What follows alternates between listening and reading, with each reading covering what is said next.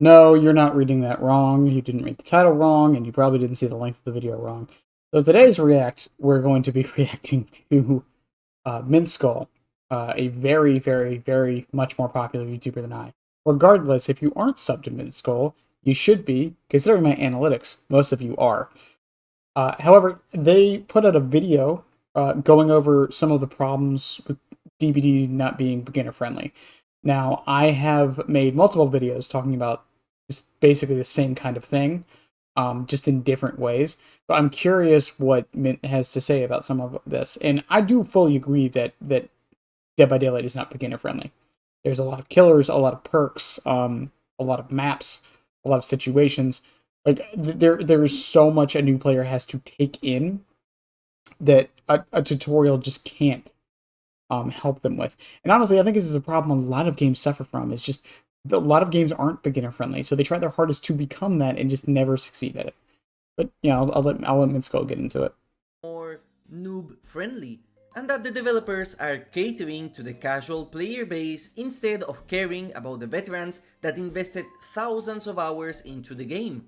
Some examples of these changes include the simplification of flashlight saves, a once impressive feat of This one I agree needs to be changed. And this isn't me going raw killer main. This is literally just because I think flashlight saves should be something to be celebrated, and now they just seem like automatic. That's just a me thing. skill that can now be done by your average Joe, or the removal of certain text from killer powers that make them simpler Nope, to not gonna say play it. and with less depth, like Chucky's Flicks or the soon-to-come Hog Tech removal from the Blight. Or how about the unexpected buff that the Huntress received, a character that many players agreed This buff, like, I don't think it completely made Huntress like super good, but once again, like he's going into here, I still don't understand why she got it. Even for new players, based on the statistics, her plate rate is super high and her kill rate wasn't bad. So I don't understand why she got this buff. Even if it's to help new players, it just doesn't seem like it was necessary. it was strong enough, with a buff that seems catered to beginner players that miss a lot of hatchets. Think of Dead by Daylight as a line, where the left side belongs to the new players with the lower skill ceiling of the game, and the right side belongs to the veterans and absolute top of the skill ceiling. What Behavior is doing in order to make the game easier for casuals is to cut from the right side of this line, by removing cool text and simplifying the gameplay aspect of Which I do want to say, to a certain degree, is fine, but I do think they are overdoing it. I think Clown having more bottles is fine. I've actually been seeing more clowns use yellow bottles, so I actually think the buff was okay. And accomplished what it needed to. Changing some of his add-ons was kind of nice. Huntress, I don't understand why they did, but once again, I think lowering the skill ceiling a little bit is fine, but it's when you start taking from the left and making that even more is when it yeah. of Dead by Daylight, the average player has it easier to reach the right side of this line and become good. So for them, these changes are indeed great. But for the players that are on the right, these changes just remove part of the fun and depth of Dead by Daylight, making the game easier to play and thus more stale. And this is my entire issue with the game and the reason I am making this video. The problem that casuals and new players have is not the fact that the Huntress is too hard to play or that the Blight is too strong and needs the hook text to be removed.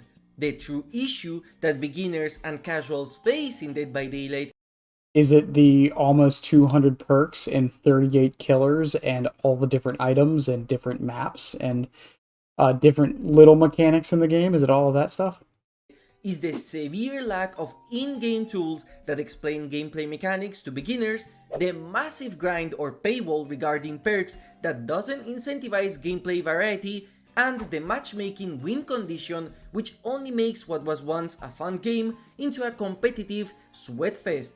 Today, I disagree with the bottom one, but yeah. I will shed light into a topic that not many players even care about and show how truly bad the new player experience is for Dead by Daylight. And I'm glad he's making this video. I'm glad a bigger creator is making a video like this, because I do think it's something that a lot of us veterans, which I'm technically a veteran of this game at this point, don't talk about enough, is the new player experience. Because a lot of us either have been here since the beginning and didn't really have kind of evolved with the game, or people like me got over that hump and now we don't even notice it, right? When a new killer comes out, I P3 them, and now I have the perks on every character. I don't ever have to worry about it again. For a new player, though, I remember I got lucky because I started playing during the anniversary, and blood points were doubled, and I was able to buy perks from the shrine, and I was able to get the killers half off on pricing and all that. So I was able to get the game relatively cheap compared to everybody else, unlock all the killers, and now I spend $5 every 3 or so months to get everything, right? But for a new player, there is so much you have to get, and then so much you have to grind for. I think a grind is fine, and I think it's gotten better for sure, but it's still a massive hurdle for new players to get over. Imagine you're a new player, and someone's like, you need Pop Goes the Weasel and Pain Res. Well, now you have to buy Clown, and you have to buy Artist, and you have to level them up at least to P1, which is 2 million blood points, which is going to take a little bit for a new player to get. It's just, yeah. And that's just 2 perks, right?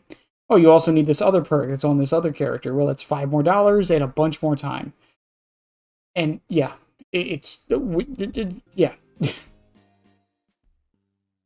Let's start with the biggest problem this game has, in my opinion, and that's the fact that the tools given in-game in order to learn the gameplay are very lacking. Now, don't get me wrong, I am not saying that Dead by Daylight is a very hard game to understand. The core gameplay is pretty simple. As a survivor, you have to repair 5 generators. And I think this is another thing. I know a lot of people want gens and things to be harder and more complicated. At the end of the day, the reason this game is as popular as it is with so many people is because of how simple it is to understand. The fundamentals are simple. And once again, that's why so many people can play this game. My mom could probably play this game. She's never played a video game in her life.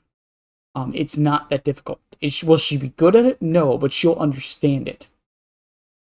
With your teammates in order to power the exit gates, open them, and escape the trial, all while avoiding the killer, who will want to catch you, hang you on sacrificial hooks, and prevent you from repairing the gens and escaping the trial.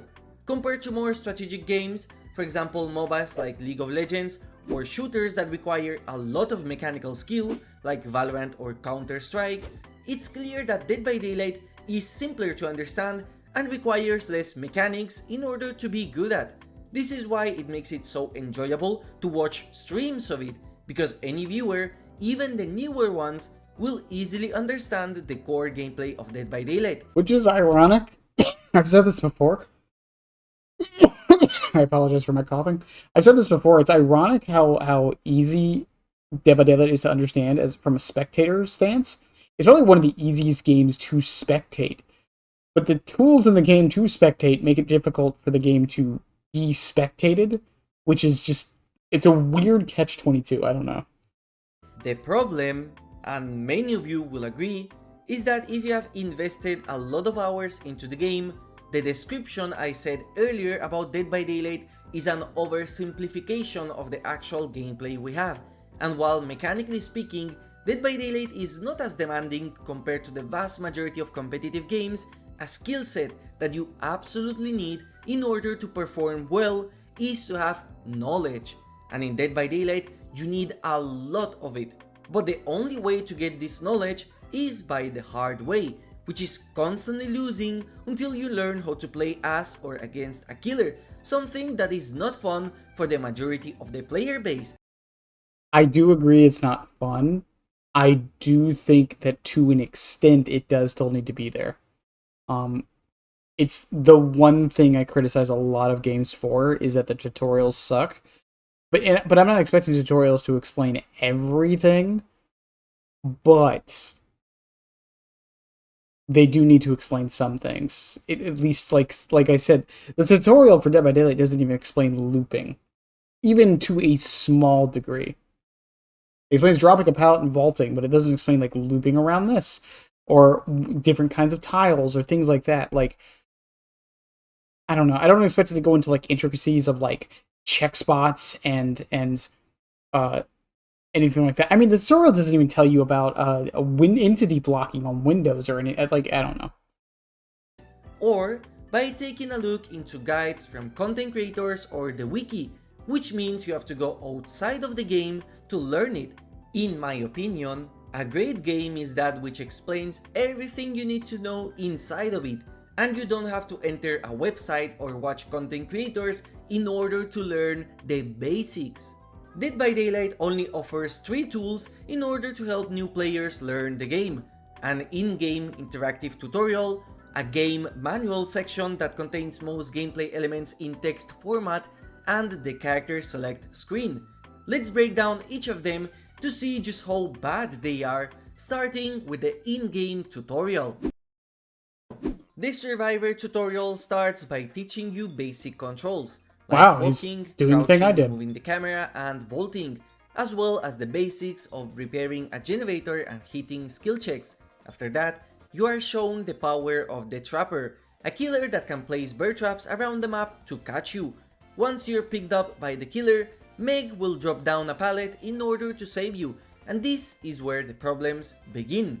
Once you advance enough, the game tells you to drop down a pallet for no reason before continuing with the tutorial, which just teaches new survivors to waste pallets once you see the killer instead of saving them to stun them and make chases last longer. I would like to mention that I brought up this exact point. Survivor might think that they have to pre-drop pallets in order to make the killer waste time by breaking them, but that's not true for the vast majority of cases. After wasting a pallet, you are told to save Meg and then proceed to hide inside a locker, which is problem number 2, as lockers are some of the biggest noob traps in the game, and this is already teaching them bad habits. I find it funny how even in the tutorial, hiding inside a locker is useless since the killer finds you either way. So why not teach survivors that there are better things to do rather than hide in a locker with your teammate after unhooking? Why not teach them to run or do generators instead? However, something I do like is that they updated the tutorial in order to include the anti-face camping mechanic so new players at least know. Yes, and it also has a real name. It's called the Resolve Bar, for those who didn't watch the my tutorial video on this. I think it's a much better name than the anti-face camp mechanic. That's actually really great. For the locker thing, like, once again, there are situations where hiding in a locker can be useful, but yeah, telling them to get into a locker after unhooking is kind of building a bad habit or teaching them the wrong thing. It didn't even say to heal the Meg after, like or anything like that. Like, it just said go hide. That it exists. After getting saved by Meg and the game explaining you how to heal others, you repair a generator with Meg and open the exit gates, after which the game also teaches you the mechanic of the hatch. I think the hatch is an important mechanic to explain to new players, but I also find it interesting how the existence of the hatch might promote new players to just hide until your teammates are dead so you can get the hatch. It might be personal bias, but at the very least, I remember my solo queue games like that way back when I started playing in 2016. I think it's a bit of a cynical take. I think it's basically just telling them, hey, the exit gate isn't the only way to get out. If you're the last one alive, you have... Like, this has to be explained. If they don't explain the hatch at some point, it would just lead to people not even knowing. So I think this is a necessary evil. Does it encourage players to kind of just wait for the hatch? I can see the argument, but I don't think it's there. When you had to repair 2 generators in order to spawn the hatch. But going back to the tutorial, that's it. There is no mention of the different types of items that survivors can equip in the match. I am sure many of us thought that maps would literally show a map of the match so you know where generators are or the chests, which are also missing from the tutorial completely. There is zero mention of the sabotage mechanic with toolboxes, and how hooks are repaired after a short time, or how keys can be used to open up the hatch. I bet some players actually think that flashlights are used in order to light up the map in case it's too dark, instead of it being used as an aggressive item against the killers. Behavior could have implemented a section where you search inside a chest in order to find a flashlight. Once again, I mentioned this too. It doesn't explain any of the items. I'm sure he'll get into it, but it also didn't explain perks. Like, I'm not expecting it to sit there and explain this is how every perk in the game works, but it doesn't even tell you about perks. You don't get to that till you get to the character selection screen, but I think it's important to tell someone that in the tutorial to your game, how one of the main mechanics of the video game works. Like, it baffles me that there's no mention of them at all.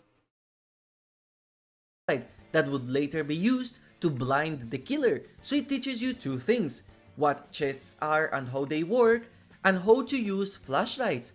Instead, what the tutorial teaches you is to waste a pallet down while the killer is busy carrying your teammate. There is also no mention of the various status effects that can hinder you in a match. For example, your... Okay, for this one, I kind of understand why they don't do this. Because, once again, they have added it to, like, the perk descriptions. I think this is one of those cases where I have to disagree of it being in the tutorial. Now, what they could add is a section that teaches you about status effects in general, because it doesn't even do that. Where it's like, this red bar on the screen means you're afflicted with a debuff, and then it, like, pulls up a screen telling you about all the debuffs, but not, like, what they do necessarily, so it's not information overload. And then when you get into, like, the perk section of the killers and survivors, then you can figure it out on your own. I think there's a way to do this without it being... Because that's the other thing with tutorials you do have to remember. You can't give too much info or else people are just going to blast through it and ignore a lot of it.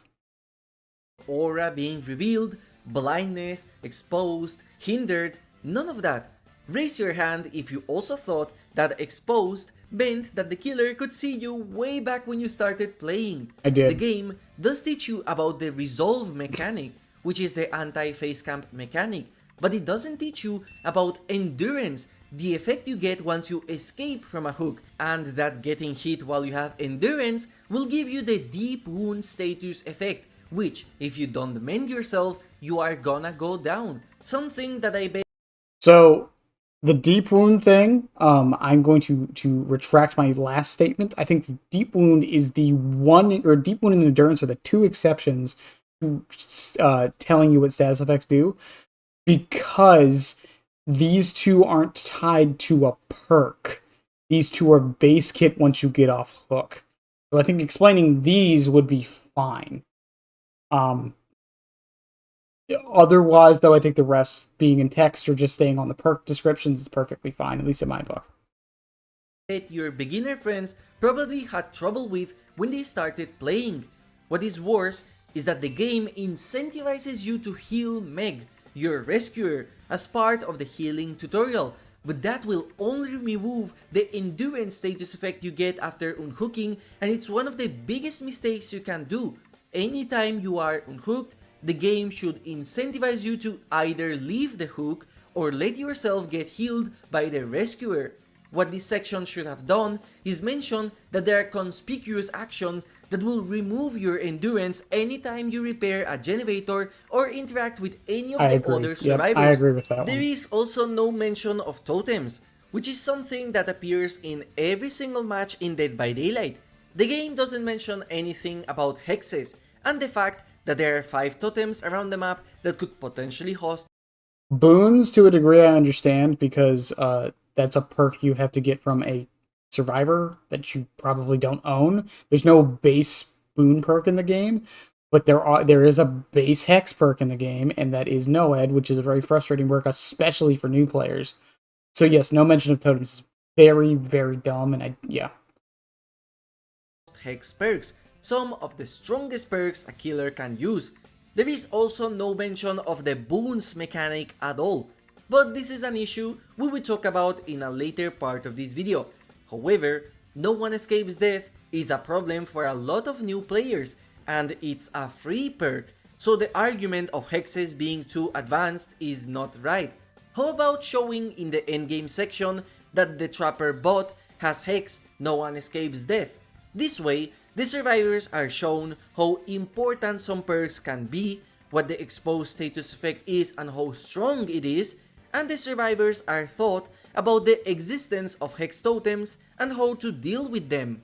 And possibly the worst offender is the trapper section. The game doesn't teach you at all that you can close down trappers' bear traps. I think this was more just a result of them using Trapper as the example, because I don't personally think the tutorial should tell you about the killers themselves. I do think each of the killers should have like a little video explaining their power rather than a wall of text. But you know, yeah, I guess explaining Trapper's power, since he's probably the killer they're going to go up against the most or play as the most, I think is fine. But like, I don't think it's necessary. Maybe that's just a weird thing for me. I think just explaining, hey, if you get in a bear trap like it does, is enough. I don't know. Or save your teammates from one in case they are stuck. There is zero guidance for new players in order to help them in chases, for all they know is that the bear traps are very dangerous and that you should throw down pallets outside of a chase to slow down the killers as well as hide in lockers, which is just bad. The tutorial should have taught you that you can close down the bear traps so survivors are not scared of interacting with them, or even teach you that if the trapper puts a bear trap under a pallet, you can throw it down to vault it. This way, you teach the players two things. As trapper, don't put your traps under pallets, and as a survivor, it already teaches you a smart counterplay against the killer that adds some depth to the gameplay. The tutorial could present you with a choice to either close the trap or to put a pallet down. I hope this breakdown shows you that the survivor tutorial is extremely lacking and fails at teaching some core aspects of the game, to the point that it actually teaches some bad things to newer players, and the only true way to learn the game is by... Honestly, with this point, I think something that needs to be noted. What's worse than a tutorial that doesn't teach you much is a tutorial that teaches you bad habits. I don't fully agree with the trapper one, but the rest of it, like being healed or healing the person once you get unhooked, going into a locker once you're unhooked, throwing down a pallet when there's no reason to, all of these things I think are perfectly valid or bad things to teach new players. I think what it's trying to do is it's trying to steamroll the player into explaining the mechanic without explaining the reason why you're using it. Which is just, yeah, it's just bad for people in the long run. Either watching guides on the internet, have a friend teach you while you play, or find out the hard way once you are inside a match. If this is the first experience a new player gets when playing Dead by Daylight, no wonder it's so easy to win as a killer in low MMR, and in fact, the difference in skill from a player that just picks up the game and a player that has watched a guide or someone stream the game is so severe that it can lead to solo players being frustrated that their teammates have zero idea of what they are doing. After all, again, the tutorial teaches you to throw down a pallet randomly. So, is it really your clueless teammates' fault? And if you thought that the survivor tutorial was bad, let's just take a look at the killer side now. The killer tutorial begins with the trapper, and you already see that the game is now on first person instead of the third view camera from survivors. It tells you about the basics and that you should go to generators in order to prevent survivors from repairing them, which is great. It also teaches you of loud explosions when missing skill checks and how to kick generators. We instantly find a big problem with this tutorial, and that is the fact that there is zero mention of the anti-tree generator mechanic, where kicking the same generator many times... That is true, and I also, it kind of teaches you to dry kick gens. I wonder if I'll bring that up as a bad habit. Because it's almost, like, it's not... The thing with dry kicking gens is it's not that it's a bad idea, because sometimes it is right to do, but most of the time you shouldn't do it. If you don't have a perk that interacts with kicking the gen, or you don't know exactly where the other survivors are, you're wasting more time kicking the gen, even with the changes they've done. So yeah. will eventually lead it to it being blocked by the entity. This is a very important mechanic that any killer player will find during their matches, and it can be very confusing for someone that has no idea about it. Next up, you are taught about the mechanics of scratch marks, fast bolt noises, as well as a small chase with Meg. It teaches you that if you get hit by a pallet, you will get stunned. However, the way it presents it to you suggests that it's better to stay at the pallet and try to stun the killer rather than loop the killer around the pallet to make them waste more time. After that, they tell you. Another thing with the stun thing, I didn't even really mention this when I talked about the tutorials, is to get all of the info, you have to play both. So like the noise notification on the vault, like I mentioned how it doesn't bring that up on the survivor side. But I didn't explain that it does mention it on the killer side. So if you're going into the tutorial to just learn how to play Survivor and then hop into a game as Survivor, you're missing like half of the info. Same with like stunning the killer. The Survivor tutorial doesn't teach you about that. The killer one does. So that in and of itself is just a bad way to explain things, because you're basically making it so if people don't specifically look at both sides of it, that they're not going to get all the info. And while some would argue, well, that's a good thing, it means people have to look at both sides. It's not how people work, though. If someone's like, I want to play killer, they're going to do the killer tutorial and not watch or not do the survivor one. They're going to miss out on half the information of how survivor works. So I think while it would be a little redundant to explain these mechanics twice, I think it is a necessary evil. To place down a bear trap, but they do it in some of the most basic ways I have ever seen. There is no mention of picking up your bear traps around the map, or how to reset bear traps that are disarmed, and no mention of the fact that if you get caught by a bear trap yourself, you will get stunned, and if you carry a survivor, they will escape. To play devil's advocate, one can argue that this is the killer's tutorial and not a trapper specific one, so let's just ignore this for now. After that, the game teaches you how to injure survivors with basic attacks, the downside of being injured, and how to pick up a survivor to hook them. Despite the bot not wiggling, the game does make it clear that you need to be quick and hook them, or else. You didn't say it, but one thing it doesn't mention is that the survivors get a speed boost when you hit. Which is something I also brought up, which is very important to know, I feel, but maybe it's not, who knows. They can escape your grasp. However, the game doesn't teach you that you can also drop survivors down in case there are no hooks around, and that each time you drop them, there is some progress added to the wiggle bar. Once you hook Meg, the game reminds you again that if you stay close to a hook survivor, they can escape the hook. Then, the game teaches you to close the hatch, and the tutorial ends with Jake being trapped by the bear trap you set earlier, so you hook them. But, have you noticed something? The tutorial is over, yet there was no mention of breakable walls, a mechanic that as of now, only killers can interact with. What is weirder is that even in the survivor tutorial, you can see the bot trapper breaking down a wall in order to catch you, which I find to be a very cool detail. There is also no mention of the basement, which is weird, because I remember in a past tutorial, the game actually talked about how dangerous it can be. Something I heavily dislike about both the tutorials is that they do not mention how long each hook stage lasts. Not only do they not mention how long the hook stages last, and I just made a point about this, but it explains the whole, like, you can be hooked 3 times in the killer tutorial. It doesn't tell the survivors that. Which is super important to know as a survivor, as it will let you know how long you have in order to save your friends.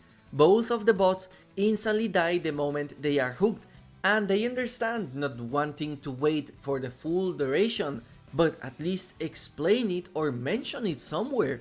There is no explanation of the different items survivors can use against you, like flashlights or toolboxes.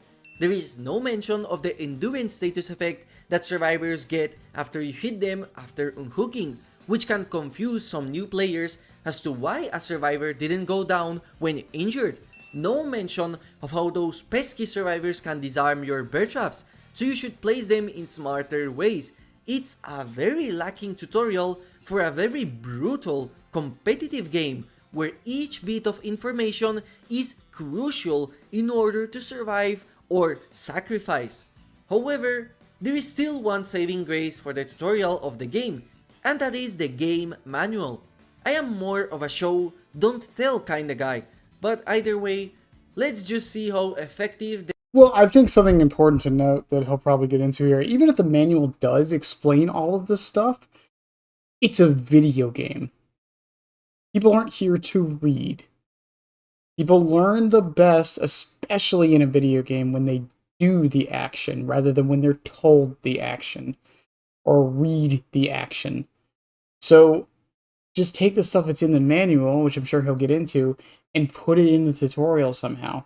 It doesn't have to be super arduously long or go into complete absolute detail, but it does need to explain the base mechanics of the game.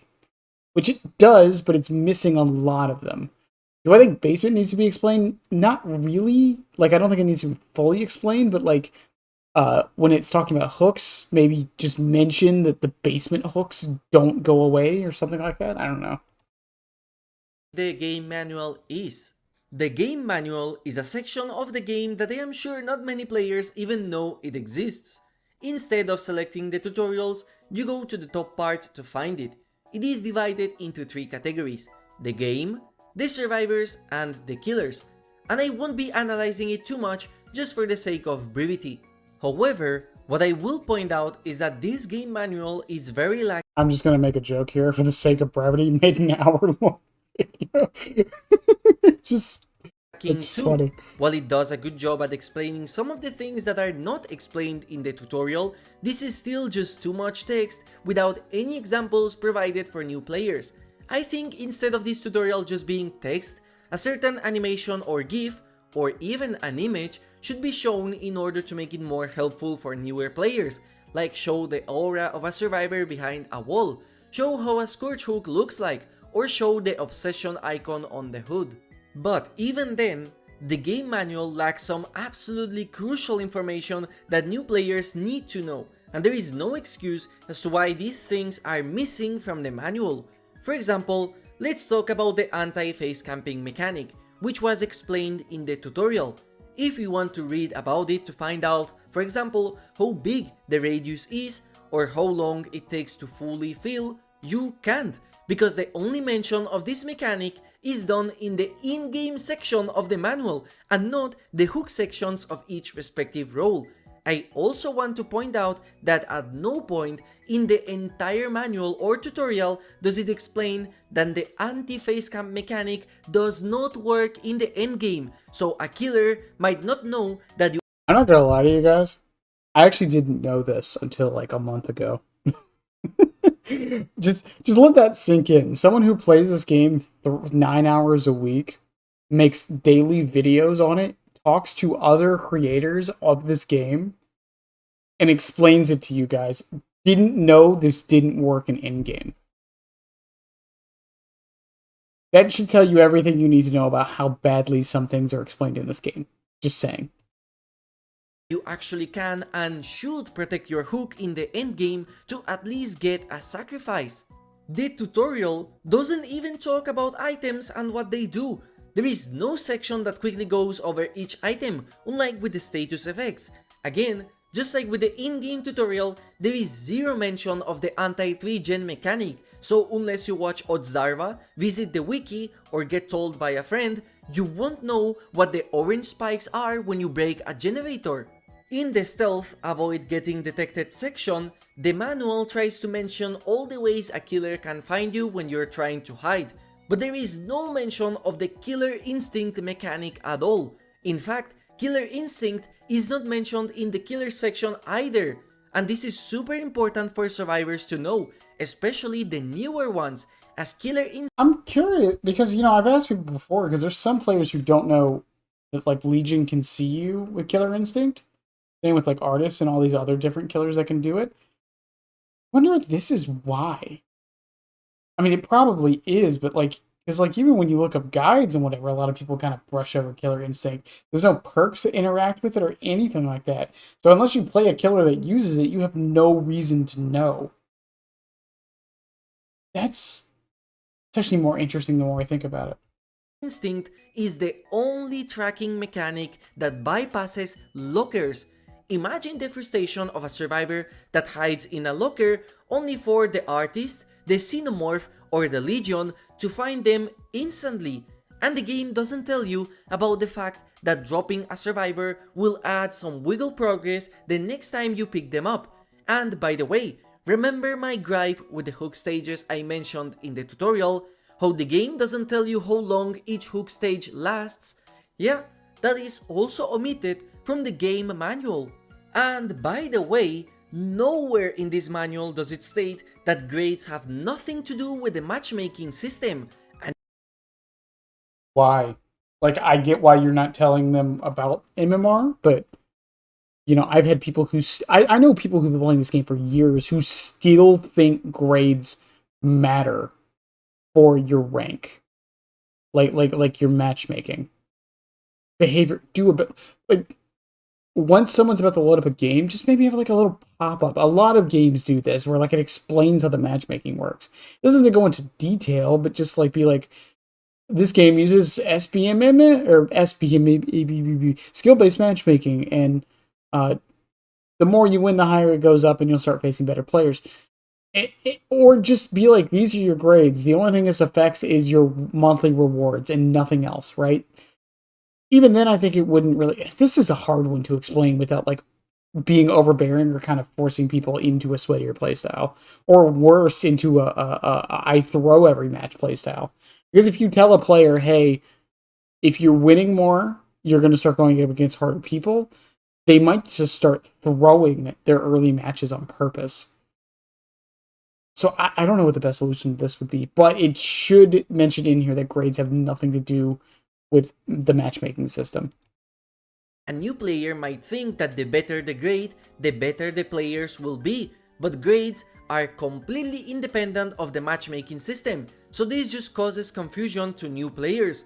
The fun part is that this is also not explained in the grades section of the game, where I think a disclaimer explaining that grades have nothing to do with matchmaking would be great and very helpful. And what I find weird is that Behavior is great at explaining mechanics of their game outside of the game itself. On their official YouTube channel as well as TikTok, Behavior has done a series of shorts that explain the new mechanics for new players. Which I think is fine as a supplementary thing, like someone like trying to learn the game outside of the game on their own. Sure, but this stuff should be in the game. Once again, this isn't just a Dead by Daylight issue. This is a lot of games have this issue. Warframe is a game I played for years that still has this issue. The tutorials in that game are mostly, and I don't know if it's been updated recently or not. If it has, someone please correct me, but when I was playing, I had to literally go to the wiki any moment I had a question. I made it through the entire star chart and didn't know how half the mods worked, or where to farm them, or what like abilities worked, or how to get energy gains. Like there was so much that it just doesn't explain. And I know it's a completely different game, but it's not the only one. Apex doesn't explain a lot of things. League doesn't explain a lot of things in this tutorial. You have to go outside of the game and find content creators to get this information. And I think if Behavior wanted to have the best of both worlds, and I've said this for many other games, get content creators to help you. Not by being like, hey, how do we make the tutorial better? Have them make videos that are available in the game to explain how mechanics work. I think that would be perfectly fine. Like, you go to the game manual, and it talks about hook stages, and then, boom, pops up Odstarva, and he explains hook stages. Not only would this show people, creators to go to for information, it would also help them explain the information in a more digestible way that isn't reading 3 paragraphs of text without them having to go outside of the game. It's a win-win for the creator and the developer and the new player learning the experience. The only real problem I can see with that system is, as many of us told me before explaining this, is that it would lead to favoritism of certain creators. But I think that's a necessary evil at that point. And they are done in a very to the point and intuitive manner. Generators can now receive up to 8 regression events, and once those events have been reached, the generator will become blocked and can no longer be damaged. These videos are fantastic, which makes me wonder why the game is so poorly explained compared to what they do in their official channel. So, if the tutorials and game manual are bad, how about the last resource players have in order to learn the game, the tooltips in the lobby? Okay. So the problem with the tooltips is the problem with tooltips in any game. If you load too fast, you don't even get to read them. You can't you can't skip to like tooltips you actually think are relevant. And hell, you might get tooltips that aren't relevant to you at all. Like there's a lot wrong with it. If you hover your cursor over a perk, add-on, offering, or power, you will get a description of what those things do. Overall, I don't have much problems with this, and I think the developers have done a pretty good job so far. For example, if you hover over a perk that gives you the haste status effect, it will explain to you what haste is. Add-ons also have this explanation. So, if both perks and add-ons have this, why don't the killer powers do too? And this is where my biggest problems with Dead by Daylight are. The killer powers are not explained in an intuitive and easy access way for beginners. Dead by Daylight is a player versus player competitive game where you as a survivor have to play against the killers in order to win, and there are various killer powers that are completely unintuitive for new players to learn. I hope he gets into this, but a simple thing they could add in is if you press escape and then, I don't know, F1 or something, the killer you're going against, their power shows up. I can see maybe one problem with this, and that's if a survivor does it at the beginning of the match, they know exactly which killer they're going against. But I don't think that's the biggest deal in the world, honestly speaking. Because I can't think of very many killers where that would, like, hurt them that much. Because, I mean, if you're going up against a pinhead, you load into a match, you see the meter around your screen, and you see the box highlighted. Going up against a pig, you probably spawn near a jigsaw box. You're going against Freddy, you see the clock symbol for when you're about to go to sleep. There's a lot of killers in this game where you can tell who you're going against before you even see them. So I think, like, if a survivor loads into a match and you press escape in F1 and, like, the killer power description comes up to explain it in a better way, I think that would be fine. Which most of these times results in beginner survivors to get absolutely demolished in low ranks. There are only two ways the game offers you as a new player in order to learn about what a killer has as their power. The first one is if you manually go to each killer in order to read what their power is. If you don't have that killer unlocked, you will have to go to the store section of the game in order to see their power tooltip. The other way is that for the first times you play against a new killer, during the loading screen, a tooltip will appear that will tell you how the powers work, but this doesn't happen all the time. Xenomorph's power is too complex to show in a single tooltip, so getting one that says the Xenomorph can tunnel around the map through vents is not useful, since you as a survivor don't know that there are flamethrowers you can use to get Xenomorph out of a special state called crawler mode where it can attack you with its tail that can bypass low walls and pallets. If you don't know this and the killer is not bad, then you have no chance of surviving. Instead, you have to manually go over a killer power to see what it is. So let's take a look at Xenomorph as a random example.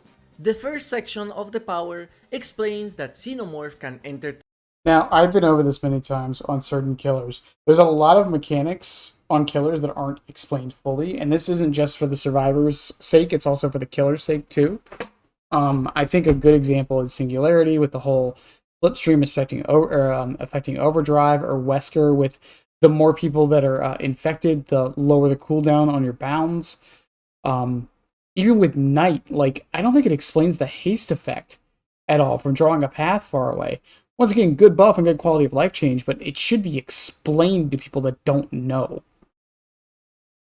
Tunnels in order to go around the map faster, detect nearby survivors, and also charge crawler mode faster. Notice how it only says that you can detect nearby survivors, but not how. It doesn't explain that you can see survivor footsteps when they are running, and that if they walk, you no longer detect them. I had no idea this is how it worked way back when the PTB of this killer was first released. It also explains how leaving the tunnels will deactivate the turrets momentarily, which is something that 90% of the player base still doesn't know since they place their turrets near the tunnel entrances. That's crucial information you need to know as a survivor in order to counter Xenomorph. Again, it talks about killer instinct, but it doesn't mention what it is. It later talks about crawler mode, but all it says is that you get access to a brutal tail attack. It doesn't explain how it works, what the difference is between a basic attack and a tail attack, nor why you should care about it. Killer powers are crucial information that you need to know as a survivor. You might not need to learn every single add-on or every single perk, but I believe that every survivor needs to know how each of the killer powers work, because you as a player have no choice as to which killer you are going against. Now, I do think there is a limit to this, and he kind of mentioned it with the add-on thing, but there is a limit. I don't think it needs to explain every little intricacy of it. Like where he was saying, like, it can hit over low walls and whatever. Like, I don't think it really needs to mention that. I think it's intuitive enough to understand that. At least maybe that's just a me thing. Similar to, like, Pyramid Heads, like, it goes through walls. Like, it should say that, but, like, it doesn't really need to say if there's no floor, it doesn't go through it. Like, I feel like that's just something people could pick up on and should be learned normally. Like, with Nemesis is going over things, like, once again, I think that's pretty intuitive and understandable for someone to just kind of figure out. But yeah, like, I don't think it needs to go over every little thing, and give like exact numbers and whatnot. I think that is the place where the wiki is. But explaining how the mechanic works at a base level is very important, yes. And your knowledge is also crucial in order to help your 3 teammates escape and have better odds against the killer. And the way the killer powers are explained in the game is not great. Take a look at League of Legends and how each champion's passive and powers are explained as well as visually shown so players understand how their kit works. And then we have Dead by Daylight's wall of text that doesn't even explain in depth how a killer power works. These texts are okay for killers like the Huntress who have a simple power, but with killers that are more complex, this wall of text is not enough. An example of this is the Knight, a character that can summon 3 helpers to track and chase survivors. It mentions their name as well as what they do, but it doesn't tell you how long a hunt lasts with each of the guards, or the fact that the longer your guard summon is, they will detect survivors faster, as well as the game will give you a bit of haste to move around the map faster. This haste is also, they will chase them for longer. I learned that recently too. I didn't know that, and I used to play Knight a lot. not even mentioned in the Trapper's killer power. The game fails to explain how after every trap you set, the Trapper will temporarily move faster. And let's be completely honest with yourselves, how many of you can explain the power of the School Merchant? The worst offenders for me are the killer powers that don't even explain every single aspect of a killer power. I actually learned through my YouTube comments that Wesker's virulent bound cooldown is faster the more survivors are infected with the Ouroboros, and only recently I learned that Trickster has an entire combo mechanic that makes the main event last longer the better your combo is. And did you know that Singularity's overclock also lasts longer the more survivors are slipstreamed?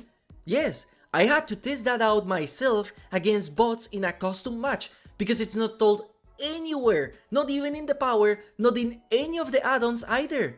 And since it wasn't even on the wiki for a while, from what I understand, it took like 3 months before it got updated because people weren't even sure it was really a thing.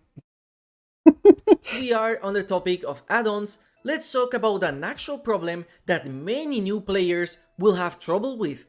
If you are a survivor that just got hit by a hillbilly that could bypass the pallet with a chainsaw, you might be wondering how he did that. Was that a cheat? Well, the answer is that it was a very rare add-on that dramatically changes a fundamental part of his power. Lucky for you, you can check out all the add-ons for Hillbilly in the custom match screen. since all add-ons are unlocked from the start. Unless you got Wesker purchased, you are out of luck, because you can't access and view the add-ons of a killer that you did not purchase or grind for. So even at worst, a new player is not able to learn what the add-ons do for a killer they don't have unlocked. Well, I lied. There is a way to see the add-ons for killers you don't own.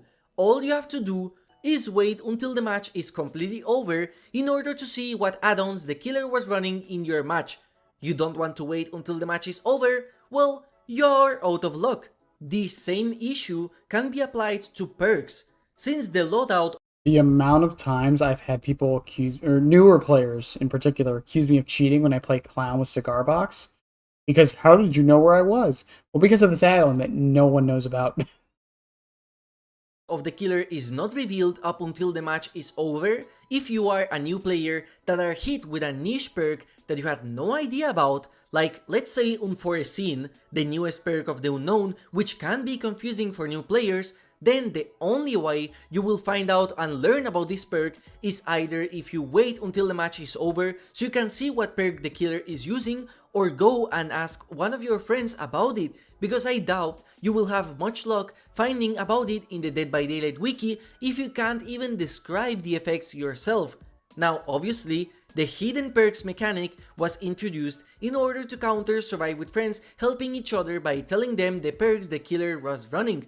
But in a funny way, this was just a nerf to new players that might want to learn about the perks and add-ons of the killer they played against. I think the absolute perfect solution would be to have a glossary that visually shows how each perk and add-on works, like a comparison of how fast a pallet is broken with brutal strength compared to default, a video showcasing that Hillbilly's chainsaw will continue. You mean that thing that a lot of us content creators do anyways, like I did with Silk Pillow very recently, or people do with any time a killer comes out, like D-Strike, who does a lot of videos like that with all of the add-ons to test the differences between all of them. Yeah, the game needs to do something like this. Explaining it is one thing. I think, and another problem with it is also the math that goes behind it. I've said this about so many things in this game. Additive or multiplicative, I need to know. 20%. All right, is it 20% of the base, or is it 20% of 5 seconds? Like, or are we just adding 20, like or subtracting 20%? Like, it's so confusing. Same with like Pop Goes the Weasel, 25% of the current. Okay, it says that, right? But as a new player, you want to try doing the math on what that actually means. Like, I don't know. I've been saying I don't know a lot. I'm sorry. Chains, how Nemesis zombie speed increases with each add-on. These are just examples, but a glossary system that showcases every single perk and add-on, even if you don't have the killer unlocked, would help new players in an insane way. It just doesn't make sense that a competitive player versus player game hides information about the in-game mechanics and you have to enter the Dead by Daylight wiki in order to find out about basic stuff. This is the only competitive game that I have played where I have to enter the wiki in order to learn about how certain mechanics work, which is ridiculous in my opinion.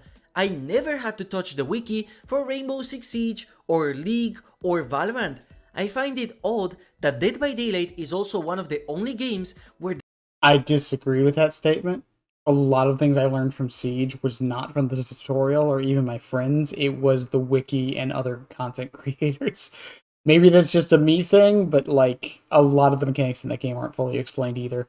Once again, this is why I think it's not just the Dead by Daylight thing. I think Dead by Daylight is one of the worst offenders of it, don't get me wrong, but it's not the only game that does a bad job of teaching new players things that they need to know. The backstory of a character takes more importance than their killer power and statistics.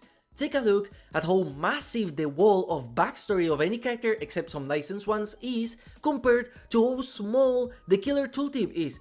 Even in the cosmetic store, the side where players who didn't unlock the killers will have access to, the lore is massive, whereas the killer power is hidden and you have to manually search for it.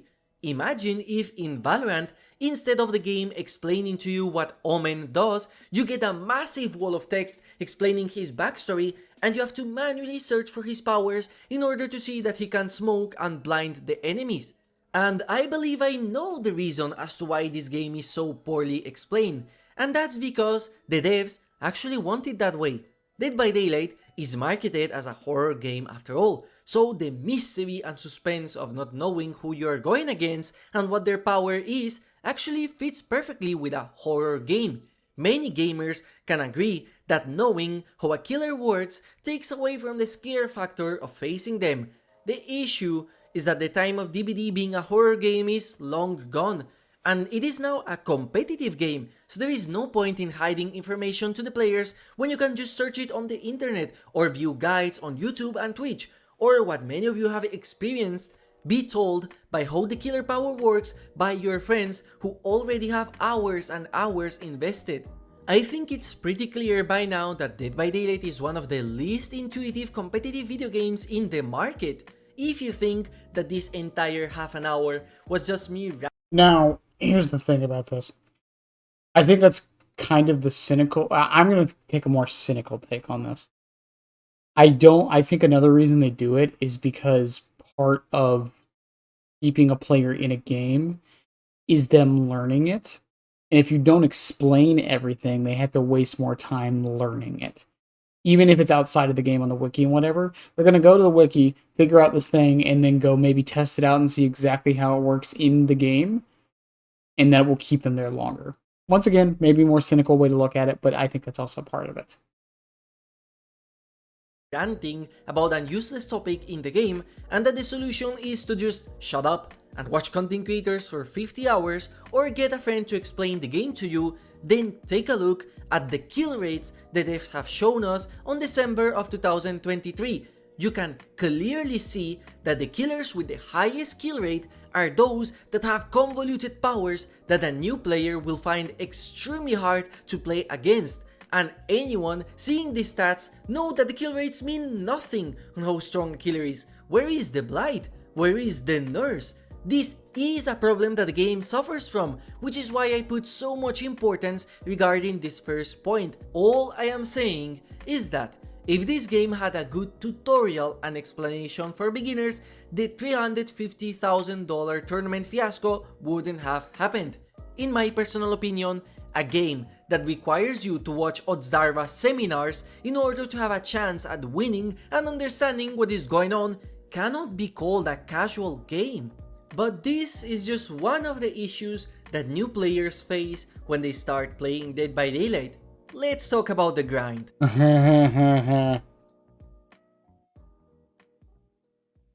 If you thought that the in-game tutorials of Dead by Daylight are bad, then we haven't even scratched the top of the iceberg yet.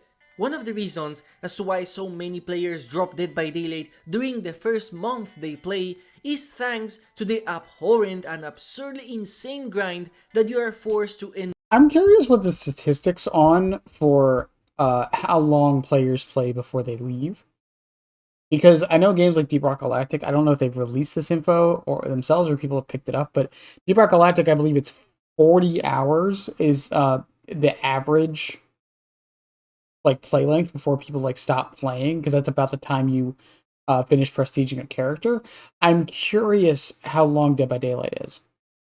I would love to know if it's like 20 hours or like 10 or 50, like something ridiculous, or if it really is something so small, like they buy the game, they play like maybe 5 hours, they can't refund it, and then they're just gone. Endure if you want to have any chance at having any fun in Dead by Daylight, especially if you're playing by yourself. When you start playing Dead by Daylight, you have 7 survivors and 5 killers to play with if you bought the game on PC.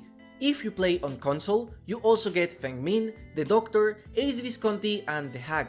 Switch players also get Kate, the Clown, Adam, and Spirit, but for the sake of this video, we are going to ignore Switch players entirely. And since the vast majority of casual players... Bro, you can't just ignore it. So that is the lifeblood of Dead, but I actually don't know how many people play this game on Switch. I don't think it's that many.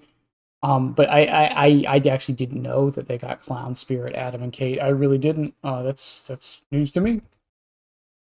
Are found in the console versions of the game, we will count the 4 extra characters as part of base kit, just to make this video consistent. So, a beginner will have 9 survivors and 7 killers to play with. So already, from the start, the survivor side, 82% of the content is locked, out of which 36% is locked behind a paywall. For killers, 85% of the content is locked, out of which 37% is locked behind a paywall. Now, lucky for us, Behavior has done an insane change that benefits new players dramatically, as now all the old content costs half of the original price. Which is good. This means that the grind is effectively cut in half.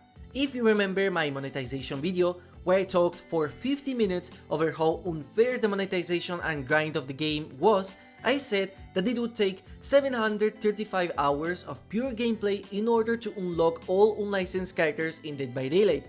Since then, the grind now takes 368 hours in order to unlock all of the characters mentioned in that video, and 210 hours in order to unlock the unlicensed characters released in 2023 as of the release of this video. Remember that this is only for the unlicensed characters. But I don't want to bore you with math, as my old video is enough. Instead, let's focus on beginners and how stupid the perk system is for this game. Dead by Daylight's perk system was designed in order to give some variety to the matches. Originally, the game was released with 12 teachable survivor perks, 3 for each survivor, and 14 general perks that are unlocked by default. Also, it should be mentioned, because I've heard some people say like there should be no perks. If we learned anything from Lights Out, it's that Survivor is boring as fuck without perks. Survivor is so simplistic and you have barely any agency. Without perks or items, the role just doesn't work. I just want to bring that up before someone mentions, oh, they should just get rid of perks then. That's part of the reason why they don't. Now, I have heard the idea of maybe new players for like the first 10 matches or so go into matches against other new players who don't have perks equipped. And I think that would be an interesting way to maybe slowly introduce the mechanic of perks to them. As far as getting perks go, yeah, the grind is insane. And licensed characters, I think, are the exception. But I think there should be some way to get their perks, especially on the survivor side, without having to buy the character. Somehow, make it some insane amounts of cells or shards, I mean. And maybe even, like, allow people to buy the perks if they want outright with money instead of having to buy the character and grind them up. I know some people would say that's pay to win, but like I would prefer that over having to buy a character I'm never going to play just because I want the perks. I'm running into that situation now, even as a content creator, because a lot of the survivors I have bought because I don't care. I have the perks I need or / want, but I want to make videos on other perks and test them out. So I had to buy characters I don't even care about to get a perk I'm going to use maybe once. That's not even counting grinding the blood points to get that perk unlocked on the characters I actually play. Killer, it's a little different, but it's still, yeah, I still think it should be a thing. For the killer side, killers had 9 teachable perks and 11 general perks. Nowadays, Dead by Daylight has 231 teachable perks. And can you guess how many general perks have been added since then? 2. Only 2 general perks. Those being the perks Thrill of the Hunt and Shattered Hope, both for killers. So the absurdly vast majority of the perks in this game are locked behind a grind of either 17 hours if they are old characters, 35 hours if they are new characters, locked behind a paywall if they are licensed, or locked behind an archaic system called the Scam of Secrets, which completely pisses me off. Grind of Secrets needs to be updated. There are so many perks in this game, and if you don't happen to get lucky for that week, they need to triple the amount of perks that are available in the shrine every week, honestly speaking. I think the shrine is a cool idea that is just outdated at this point, and it needs some kind of love and change. Maybe instead of it switching every week, it should change every, like, couple of days, or maybe even daily. I don't know. Something needs to change with this. I understand why they do the shrine, and I think it's a good idea on paper. But with how many perks there are in this game, this needs to change. I mean, I'm pretty sure I need to double check, but I think there's like 2 Cheryl perks that still have never been in the shrine before. Behavior has been better about this because I think I got all of Gabe's perks without ever owning him because they were available in the shrine like 1 week, or I think it was like 3 months after he released. But yeah, it really does, and that's not even counting if you don't happen to have the shards at the time, right? Then you have to grind all week just to get the shrines, and hope you have the time for it. And if you don't, well, you're shit out of luck. You gotta go buy the character to get the 1 perk. There's a lot of characters where I have like 2 of their perks, and I don't have the 1 missing perk, so I have to buy the character just to get out of the time gatedness of this. Once again, I think if they expanded it to about 8 perks per side every week, I don't think it's perfect, but I think it's better than what we have. Of that nobody is talking about how truly bad this system is. Not to mention, the general perks we have in the game, for the most part, are absolute trash. So if you are new to the game, you are basically forced to grind for good characters in order to make a great build. The issue with the perk system is that it affects both sides in a different way. For survivors, since everyone is just a skin, you can just grind for 1 build and run it with whoever you want for the rest of your gameplay hours. The free survivors you get in the beginning also come with great perks, like Feng Min's Life perk, Deja Vu, Kindred, or Meg's Adrenaline perk. That's a solid build that you can make almost at the start of the game. For survivors, the only issue is that in order to get teachable perks, you have to prestige either Meg or Feng Min, and in order to do so, you have to earn blood points, which is painfully slow at the beginning because you don't have any double blood point offerings and you rely on either playing during an event like the Blood Moon or Anniversary, or rely on your friends stacking blood point offerings just to make things easier for new players. What makes it worse is that if you don't have any friends to do that, there is a high chance you will end up dying in your first matches, and Survivor's blood point gain is miserable if you die really quick, not to mention the amount of absolutely useless items, offerings, and add-ons that you will be forced to purchase. It'd be cool if there was like some kind of system where like your blood points are shared as a whole and you get them after the match is actually concluded. That way you can maybe, I don't know, get points even if you're tunneled out or killed very early as a new player, which will probably happen. That way it could maybe alleviate the grind a bit better and help players form maybe a sense of camaraderie with their fellow teammates, so they don't play the game as selfishly. Just a thought that I had, you know, just now. I've never had this thought before ever. In order to continue leveling up your character. More than 80% of the unlockables and offerings for survivors are trash, so this just leads to a boring, unfun, and unrewarding experience for all players. What makes this perk system of teachables even more unfun is that it completely sets some perks to fail from the start. If any of the new perks are designed with new players in mind, then no one is going to use them besides the adept, because by the time a new player already unlocks those perks, they will have significantly better options in their loadout. As such, perks like Visionary from Felix, Corrective Action from Jonah, Rookie Spirit from Leon, or the newest boom. I think Rookie Spirit was fine, mostly because Leon was a character that got a lot of people into the game anyways. But Felix's Visionary is just dumb. It's on a completely random, unlicensed character that new players aren't going to really care about. Corrective Action isn't even for new players. It's for veteran players playing with new players. So you better hope you have this perk to help them. And then there's perks like Technician that technically actually hurt new players because when they fail a skill check, it means the gen's going to take longer to do. Yeah, it's a very weird thing, and I get what they're trying to do with this. And behavior, I said before, the way they try to make perks for new character or for characters is 1 for new players, 1 for veteran players, and 1 perk for it's kind of wacky. We saw that a little bit with Unknown. Sable was a little different because her perks were kind of on theme with being in the basement, but they need to be better with this. I don't know. Because like Visionary for a new player isn't a bad perk, but also Deja Vu exists and it's a general perk and does the job better anyways. Rookie Spirit actually isn't a bad perk for new players either. It also encourages them to hit skill checks because they get rewarded for it more. But it's on Leon, a licensed character you get to buy. Corrective Action, like I just said, it's not really for new players. It's for veteran players playing with new players. It has its issues. Perk, Illumination from Alan Wake, they all suck, since the players that would benefit from them the most, new players, won't need those perks by the time they unlock or pay for those characters. Then we have weak, dumb perks that again nobody will use because they are just worse than the perks new players have. Using Alan Wake, the newest licensed survivor as an example, he has Deadline, which is just a bad perk, so outside from an adept, no new survivor is going to... Alright, I will not take Deadline slander in this house. Deadline is good on like 2 builds, okay? It is bad for new players, I will say that.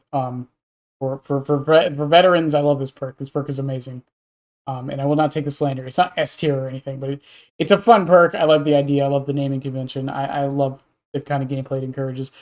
I won't go into exactly how I use this perk, but yeah, it's just good. I made a video where I literally titled Deadline's just a good perk. Like, there's nothing much to say about it. It's not bad. It's not overly overpowered. It's just good. Not for new players, but yeah, in general, it's good. Want to get or grind for this perk. But the problem is that if behavior makes good perks, then we go back to the issue that newer players are at a huge disadvantage, which is very problematic when band-aid solutions are only offered through licensed perks. Decisive Strike is one of the best anti-tunnel perks in the game, along with Off the Record, but Decisive is a licensed perk, so you either pay for Laurie Strode or you wait for it in the Scam of Secrets. The same can be said about Reassurance, a fantastic perk that helps quite a lot with one of the problems newer survivors suffer from, proxy camping. Yet again, this perk is locked behind a paywall or the Scam of Secrets. This is also elevated by the skill-based matchmaking introduced in Dead by Daylight. One of the most common tactics killer players do at the start of the match is to tunnel out the weak link from the match to make the game a 3 versus 1. And if you played with a new friend before, you would know how bad the experience is when you play well and the killer completely ignores you in order to go for your inexperienced friend. The problem is that the perks that will help you in this situation are Off the Record, which is locked behind a paywall, or Decisive Strike, which again is behind a licensed paywall. All the perks that help with tunneling are not accessible for newer players. So in the end, we reach the conclusion that Dead by Daylight's teachable perk is a complete lose-lose situation regarding new players. Either the perks are designed for new players in mind, but only veterans or invested players can get access without paying, or the perks are very strong, but they are locked behind a long grind and even paywall, rendering new players at a disadvantage. For killers, this is a completely different beast to tackle, and I have already talked about it in my monetization video. Since killers are all different, that means that some perks will naturally synergize with some. I mean, like Bamboozle, I think, is a very good example. Bamboozle, Self-Destruct Bolt is such a good combo on Xenomorph. It's almost required on someone like Hillbilly, like, or even like Pop Goes the Weasel and Pain Res. There's no general progression perks for killers, which means a lot of new killer players, the games are going to go by slow because survivors aren't like pumping gens out super quickly. But at the same time, if they happen to go up against survivors that even slightly know what they're doing, the games will go so fast, what are they even learning? Or even things like Lethal Pursuer. Lethal Pursuer, even as a veteran, I know how to use this perk and use it well, but it's such a boon for new players to learn general spawns or just to get into chase as fast as they can. Or something like Barbecue and Chili, that while you could argue is a bad thing for new players, does help them just keep their momentum going and maybe just help them once again get into chases and learn the game. Killers more than the rest. If you want to experiment and have fun, you are forced to grind for it or buy them. Just take a look at the most searched terms for Dead by Daylight and you will see that one of the most asked questions in YouTube is, which killer should I buy first? Pinhead and Artist. Pinhead, Artist, and Clown, by the way. Those are the 3. Now compare these to operators in Rainbow and agents in Valorant, and take a look at how only in Dead by Daylight the word first is specified significantly more than on the two other games. This is because already by default, if you want to have any chance at the higher MMR, which I doubt a player that doesn't pay can even reach, you must buy various killers, as you can't only main one of them. Plague has Corrupt Intervention, Cenobite has Deadlock, Nemesis has Lethal Pursuer, Xenomorph has Ultimate Weapon, Chucky has Friends Till the End. Those are only one of the 3 teachable perks that each killer has, and everything is locked behind a 35 hours or 17 hours grind, depending on how old the killers are, or behind a paywall if they are licensed, and that's brutal for new players. What is worse is that, objectively speaking, the best perks for killers are locked behind a paywall. According to Oddsdara's perk tier list, which I will just use to show an example since it's pretty accurate, 6 of the best perks in the game are locked behind a licensed paywall, and 9. Let me see this real quick. Clown, Artist, Plague, Pinhead, Nemesis, General, Trickster, Xenomorph, General, Myers, Knight, Demogorgon, Nemesis, Deathslinger, Blight, Trapper, there's one, Trapper, and Legion. 9 of them are locked behind grinds for separate killers. The only good perks you can get from the start are No One Escapes Death and Sloppy Butcher, both of which do not work with certain characters that have special attacks. And this is where the huge problem with perks comes from. Dead by Daylight is not the only game that has entire characters locked behind a paywall. Fighter games like Guilty Gear or Super Smash Bros. Also have characters locked behind paywalls, but those characters exist in a vacuum, so if you didn't pay for Testament in Guilty Gear, you only miss out on them. Whereas in Dead by Daylight, if you don't have access to the Xenomorph, you cannot get Ultimate Weapon, which is one of the best, if not the best tracking perk even post its nerf. I think the biggest outlier and best proof that the perk system implemented in Dead by Daylight doesn't care about new players at all is the general perk introduced with the Dredge called Shattered Hope. This perk, which all beginners will unlock at the Just make the main effect base kit and make the perk show auras. It still wouldn't be good, but like I start only affects boon totems, a mechanic that is locked behind a grind or behind a paywall, since no free survivor comes with a boon perk. This means that beginner killer players get to unlock a perk that only works with DLC content, which makes absolutely no sense. Why not make a general boon perk for new survivors? I think Alan Wake's boon is great for beginners, since it's trash for anyone that has played enough. Killers need good perks in order to compete against the best caliber of survivors.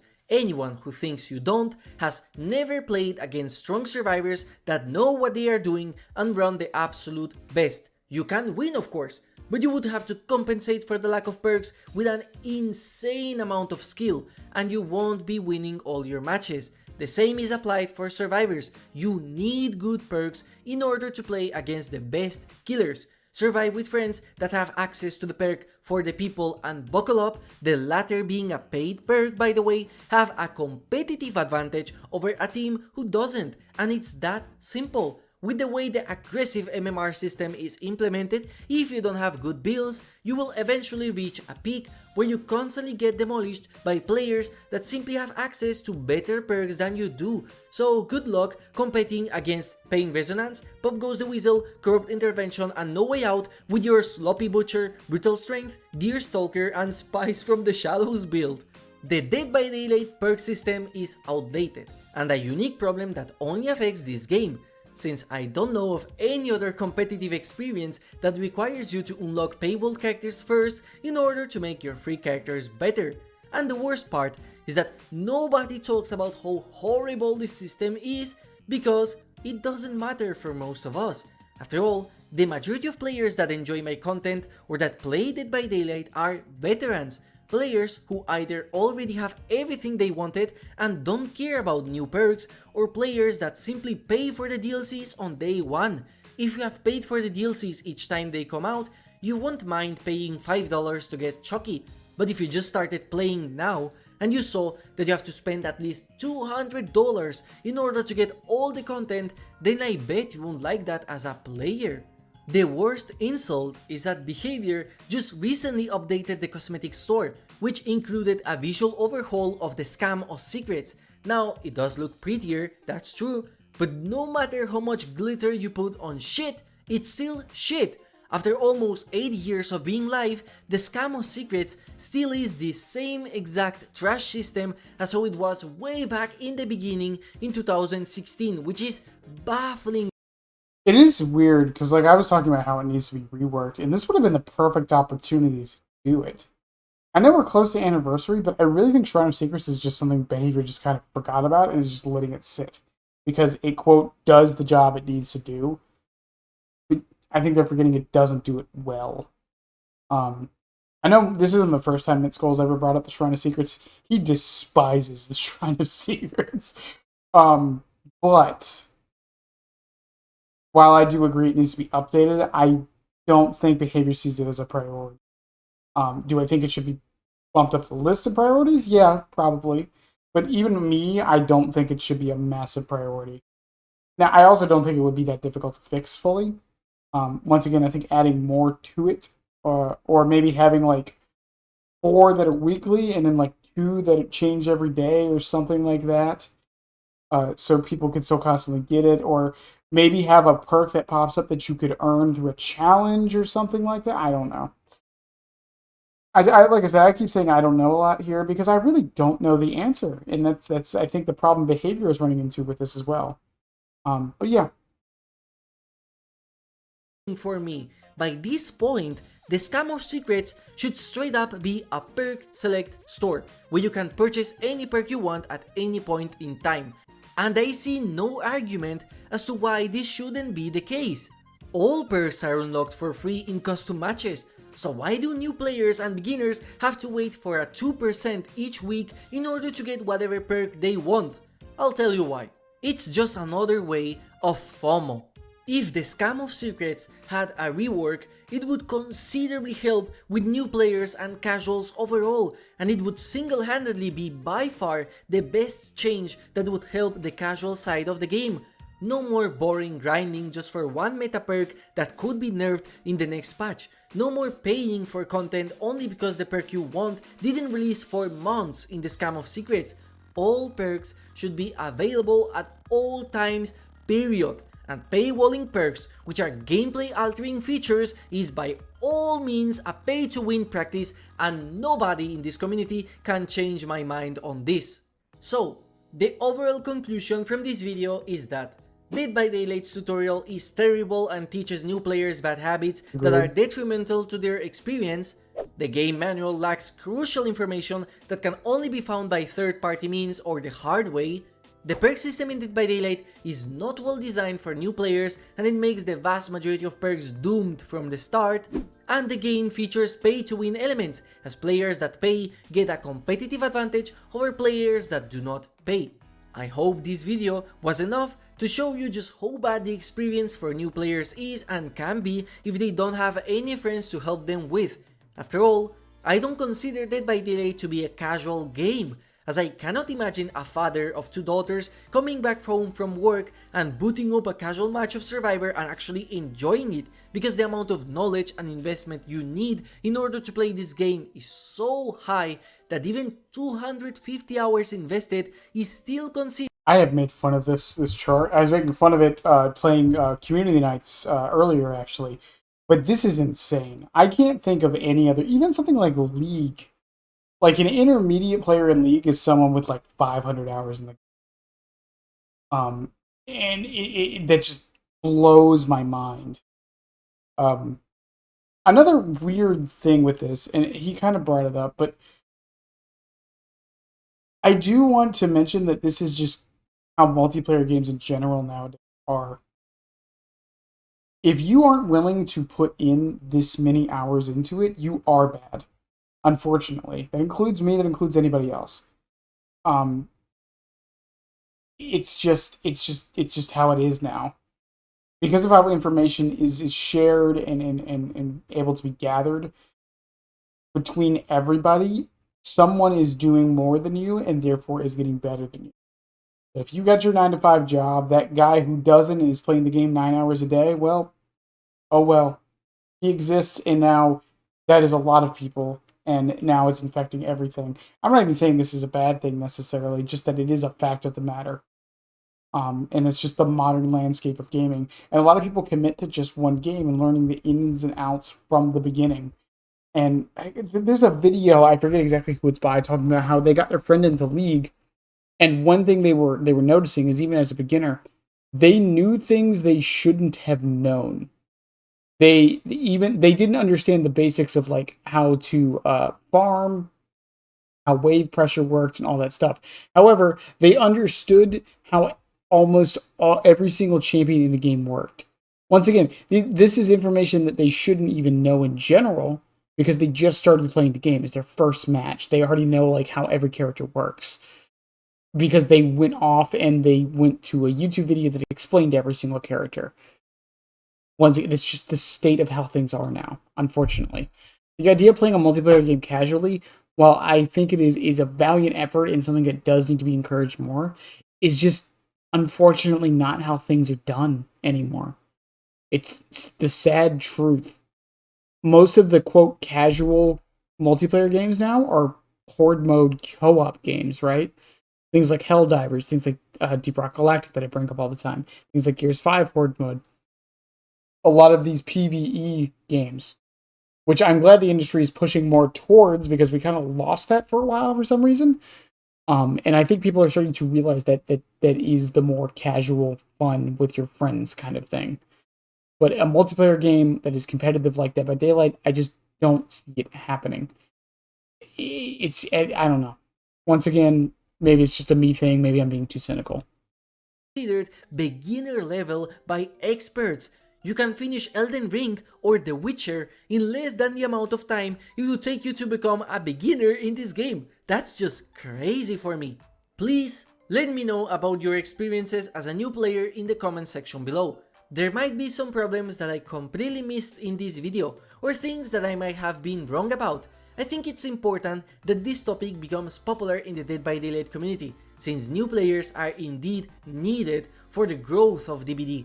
And by the looks of it, the game only grows because the devs keep adding new licenses to attract new players, when I personally think that the core game should be good enough to attract new players without the honeypot of licensed content. Anyways, thank you for watching, and have a nice day.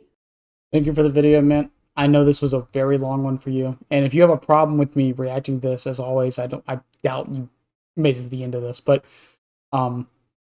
great. I think it is a problem that does need to be addressed, and a lot of content creators don't necessarily ignore it like out of like spite or anything. It's just general ignorance.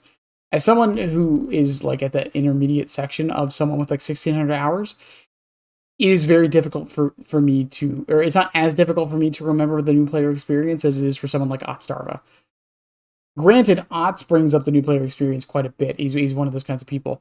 But, you know, I don't see a lot of, or if any, other content creators really bring it up. Because we don't have that experience anymore. A lot of us came in at times where things were different, and we were able to kind of brush through it. But it has only gotten worse over time, not just because of the perk system, not just because of the tutorial not being updated, or explaining basic mechanics of the game, or even not enforcing bad habits. But just the other thing is that last thing he said with the license killers. This does need to be noted. I did the predictions for year 8, and I mentioned how it needs to be a banger, and it's probably going to be a license killer, and it's going to bring in a lot of new players. This happened with both Resident Evil chapters. However, he does make the point that Behavior 1 can't keep relying on this, because we're going to run out of licenses at some point. And 2, it does bring in the flaw of Dead by Daylight not being new player friendly, because a lot of people only come in here because like, oh, cool, Michael Myers is in this game. Not, oh, cool, that game looks fun, right? or this game is very good for new players. Games that are good for new players, in my opinion, are ones with welcoming communities, and that's the other aspect that he didn't even really touch on. Which, granted, it's because it's outside of the game. This community is not nice to new players. It's not the only game that has this problem, but this game is not nice to new players at all. The community, if you fuck up even slightly, you are put on blast. If you don't happen to have certain perks or know how certain things work, you were called an idiot, and that you should know it and all of these things, even if the game tries its hardest not to tell you these things. Once again, it's not just a game problem, but yeah, I wanted to bring that up slightly. In any case, I want to thank you guys for making it to the end of this one. I know this is a longer react. I didn't want to just keep reacting to the same creator. And as someone who did a video very similar to this a few days ago, I thought it would be interesting to see what they had to say on the subject as well. As always, Mint stuff will be below. Sub to Mint. Once again, I know a lot of you are sub to him because I see my analytics and a lot of you watch his content as well. But please sub to the original for this. In any case, I love y'all. I'll see you when I can. And as always, bye!